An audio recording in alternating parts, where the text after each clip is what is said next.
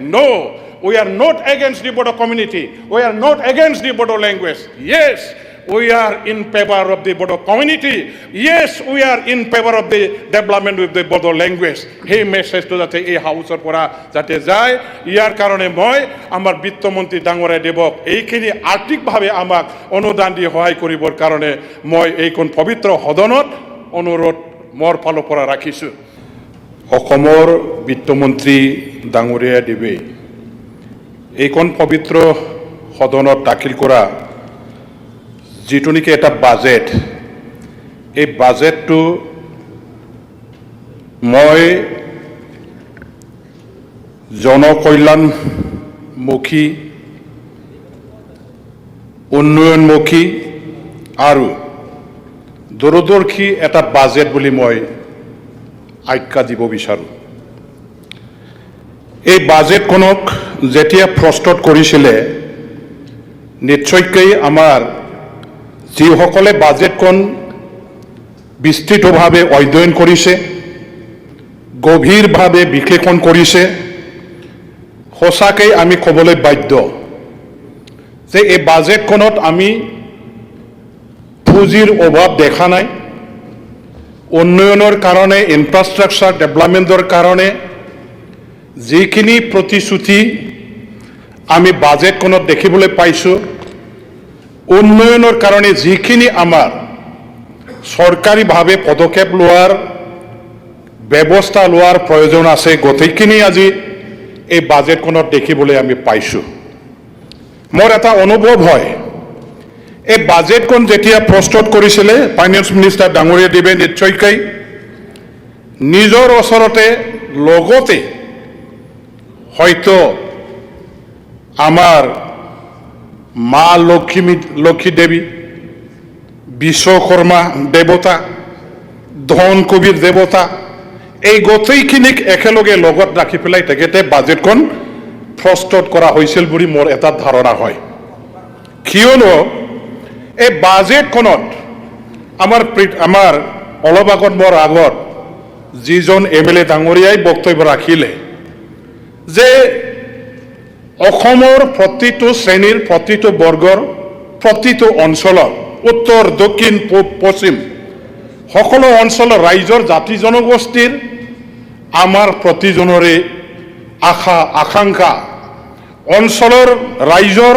অভাৱ অভিযোগ পূৰণ কৰিবৰ কাৰণে প্ৰতিশ্ৰুতি প্ৰদান কৰি এই বাজেটখনত আজি প্ৰস্তুত কৰা হৈছে ইয়াত সাঙুৰি লোৱা হৈছে বুলি মই ক'ব খোজোঁ ইয়াৰ কাৰণে এই বাজেট সঁচাকৈ এটা আমাৰ অসমবাসী ৰাইজৰ কাৰণে এটা খুব সুন্দৰ এটা বাজেট খুব এটা ধুনীয়া বাজেট আৰু খুব এটা দূৰদৰ্শী বাজেট বুলি মই ক'ব খোজোঁ ইয়াৰ কাৰণে মই অসমৰ আমাৰ ফাইনেন্স মিনিষ্টাৰ ডাঙৰীয়া দেৱক মই অন্তৰৰ পৰা ধন্যবাদ জ্ঞাপন কৰিছোঁ আমি সকলোৱে জানো যে যোৱা এপ্ৰিল মাহত সমাপ্ত হৈ যোৱা নিৰ্বাচনত অসমৰ চুকে কোণে চাৰিওপিনে জাতি জনগোষ্ঠীৰ সম্প্ৰদায়ৰ মানুহবিলাকে আমাৰ বিভিন্ন ধৰ্মাৱলম্বী ৰাইজে তেখেতসকলে এনডিএ নেতৃত্বাধীন দলৰ প্ৰতি ধন গোটেইখিনি তেখেতসকলে আমাক গতাই দিছিলে ৰাইজৰ যিটো মৰম ৰাইজৰ যিটো জনমত আশীৰ্বাদ ইমানেই আমি এই যোৱা নিৰ্বাচনত পাবলৈ সক্ষম হৈছিলোঁ যে সঁচাকৈ এইটো এটা অভিলেখ সৃষ্টি কৰাৰ নিচিনা হ'ল এটা ঐতিহাসিক এটা নিৰ্বাচন হিচাপে আজি আমি ক'বলৈ বাধ্য আৰু ইয়াৰ কাৰণে আজি আমাৰ যিটো বাজেট এই চৰকাৰখনে যিটো বাজেট প্ৰস্তুত কৰিছে এই গোটেইখিনি ৰাইজৰ আশা আকাংক্ষা পূৰণ কৰিবৰ কাৰণে সেই লেভেলৰ এটা বাজেট প্ৰস্তুত কৰাৰ এটা নিশ্চয় দায়িত্ব কৰ্তব্য আছে বুলি অনুভৱ কৰি আজিৰ এই বাজেটখন প্ৰস্তুত কৰা হৈছে বুলি মই ক'ব খোজোঁ আমি এতিয়া বাজেটৰ গোটেইবিলাক দফা বাই দফা আমি যদি বিশ্লেষণ কৰি অধ্যয়ন কৰি পেলাই যদি ক'ব লগা হয় ইয়াত নিশ্চয়কৈ বহুত সময়ৰ প্ৰয়োজন হ'ব মই ইমান ভিতৰলৈকে সোমাই যাব খোজা নাই ইমান ইয়াত গাই দিব খোজা নাই প্ৰত্যেকজন আমাৰ বিধায়কসকলৰ সদস্যসকলৰ হাতে হাতে আছে আমাৰ বাজেট স্পিচ মন্ত্ৰী মহোদয়ে দাখিল কৰা বাজেট আৰু এইবিলাক বাজেটত স্পষ্টভাৱে আমি দেখিবলৈ পাইছোঁ যে যোৱা 2016 চনৰ পৰাই অসমৰ মাননীয় মুখ্যমন্ত্ৰী ডাঙৰীয়া দেৱে বাৰে বাৰে এইখন পবিত্ৰ সদনখনত আৰু সদনৰ বাহিৰতো ঘোষণা কৰি আহিছিলে যে অসমখনত ভাৰতবৰ্ষৰ ভিতৰতে 5th লাৰ্জেষ্ট এটা ইকনমি হিচাপে গঢ়ি তুলিবৰ কাৰণে আমাৰ চৰকাৰখনে এটা ভিজন মিছন লৈ পেলাই কাম কৰিব। সেই কথাটো বাৰে বাৰে প্ৰতিশ্ৰুতি হিচাপে দাঙি ধৰিছিলে আৰু এই 2016 চনৰ পৰাই ধাৰাবাহিকভাৱে আমি যিটো দেখিবলৈ পাইছোঁ অসম চৰকাৰখনে প্ৰত্যেক বছৰে যিমানখিনি বাজেট প্লেচ কৰিছে সেই বাজেটবিলাকত অসমৰ উন্নয়নৰ আমাৰ ৰাস্তা ঘাট আমাৰ যিবিলাক মানে যোগাযোগ ব্যৱস্থা শৈক্ষিক স্বাস্থ্য আৰু বিভিন্ন আমাৰ কৃষক আমাৰ জলসিঞ্চন আমাৰ মজদুৰ লেবাৰ যিবিলাক আছে আমাৰ বাগানীয়া ট্ৰাইবছ জনজাতিসকল গোটেইবিলাকৰ কাৰণে আজি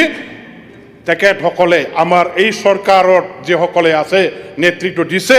আমাৰ তেজস্বী মুখ্যমন্ত্ৰী ডাইনামিক আনটায়াৰিং ভিজনাৰী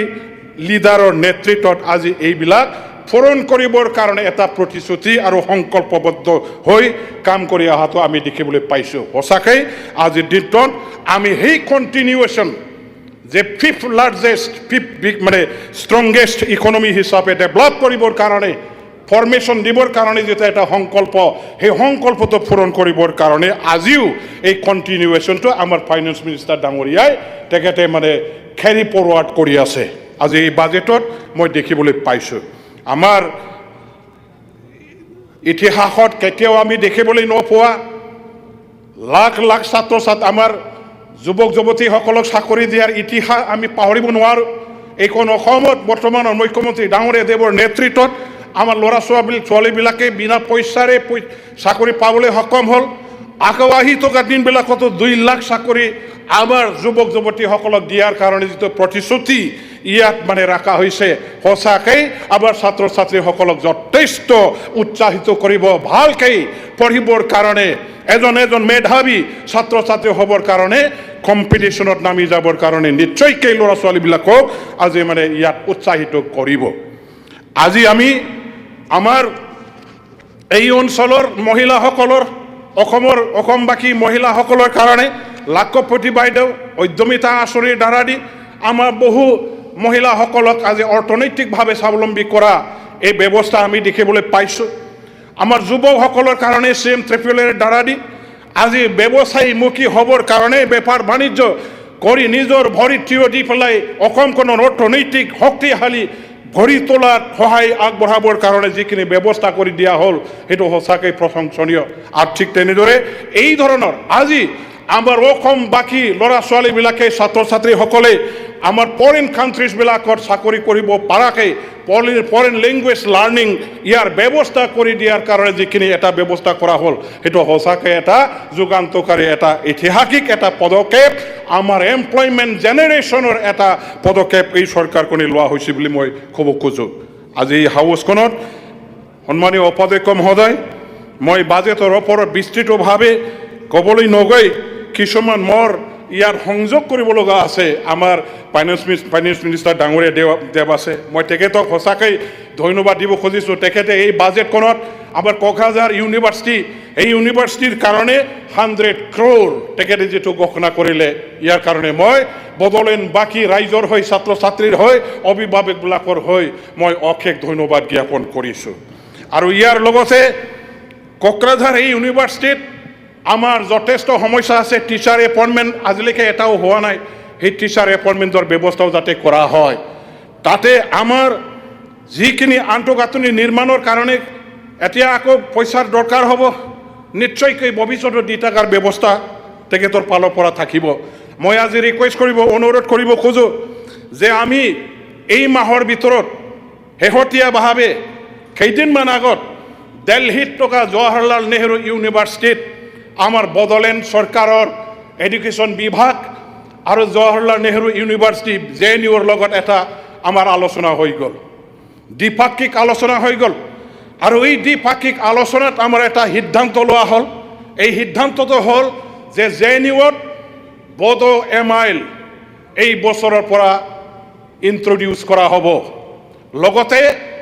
বড়ো আমাৰ জাতিৰ বড়োসকলৰ কলা সংস্কৃতি ধৰ্ম পৰম্পৰা এভৰিথিং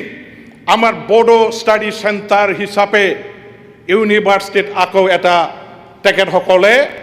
মুকলি কৰিব আৰু ইউনিভাৰ্চিটিত আমাৰ বড়োসকলৰ যিবিলাক কালচাৰ ট্ৰেডিশ্যন আমাৰ যিসকলৰ মানে সা সৰঞ্জাম সঁজুলি আছে সেইবিলাকৰ কাৰণে এটা মিউজিয়াম নিৰ্মাণ কৰিবৰ কাৰণেও আমাৰ JNUৰ পৰা প্ৰতিশ্ৰুতি প্ৰদান কৰিছে অচিৰে JNU আৰু আমাৰ BTC চৰকাৰৰ এডুকেশ্যন ডিপাৰ্টমেণ্টৰ লগত এটা MOU সাইন কৰা হ'ব গতিকে JNUৰ এটা আমাৰ প্ৰতি এটা প্ৰস্তাৱ যে বড়ো লেংগুৱেজ মাষ্টাৰ ডিগ্ৰীত ইন্ট্ৰডিউচ কৰাৰ লগতে বড়ো ষ্টাডি চেণ্টাৰ খোলাৰ সেই সময়ত সেই কামটো কৰিবৰ কাৰণে তেখেতসকলে 10 কোটি টকাৰ এটা কৰ্পাছ ফাণ্ড আমাৰ পৰা বিচাৰিছে